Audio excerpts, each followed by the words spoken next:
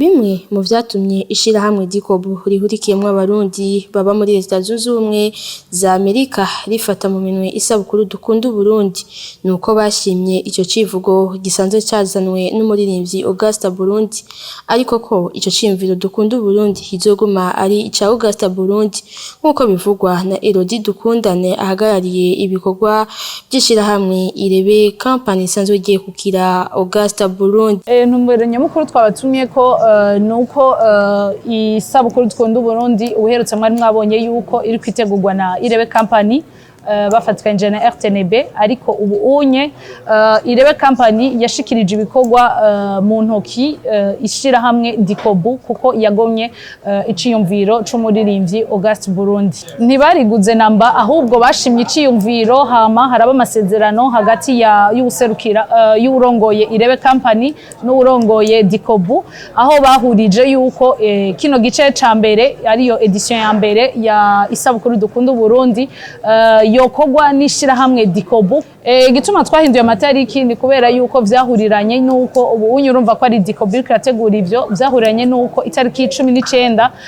azoba ari itariki yo guheraheza somention no kwita indwi yahariwe aba diaspora aho bona rero izotangwa ari itariki 12 baciye bashima yuko yo bizotariki 12 kugira ngo ivyo birori bitangurwe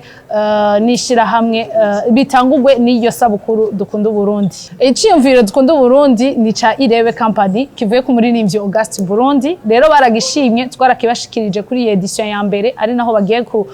igiye gukogwa no gutegurwa n'ishamwe Dikobu ariko bidasigura yuko mu yandi ama edition muzobona ari Irebe Company iriko iraritegura canke uko ugasanga ashimwe n'ayandi canke Dikobu ishimye ko twobandanya dukorana ari naco gituma nguma mbandanya yuko iciyumviro isabukuru dukunda Burundi nica Irebe Company. Samuel Ndayiragije arongoye Dikobu nawe nyene yemeza ko bashimye ico ciyumviro ciwe kandi ko babonye ko igiteramo bateguye mu mwaka uheze ko cagize akamaro kanini. Twarabonye yuko igiteramo twakoze mu mwaka uheze cagize akamaro kanini cyane vyaratumye abaririmbyi bamenyana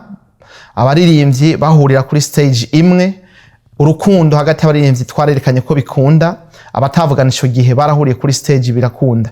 uno munsi rero twarabonye ivyo byatanze nuko umuziki w'Uburundi sinzi ko mubona aho ugeze uguma wiyongera cyane nico gituma Dikobu tuguma dushiramwo ako gatege kugira ngo ivyo bikorwa bigende neza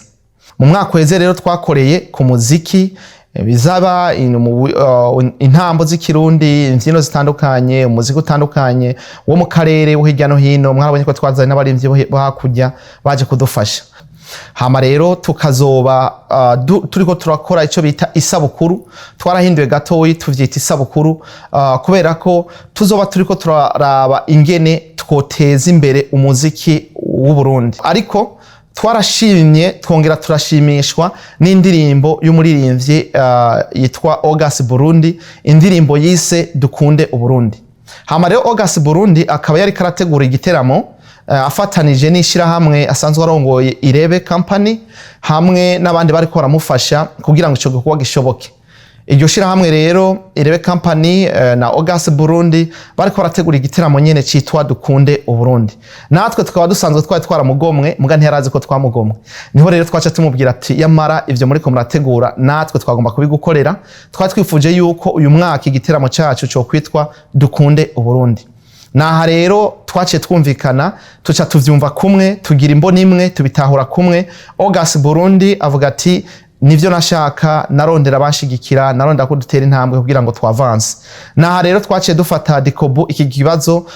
nako uru rubanza turugira rwacu uko twari muri iyo nteguro tuca rero dufata ibikorwa vyose vya Irebe Company na Augusta Burundi tubigira ivya Dikobu. Iryo sabukuru dukunda Burundi rikazokwama hariba uko mwaka utashe.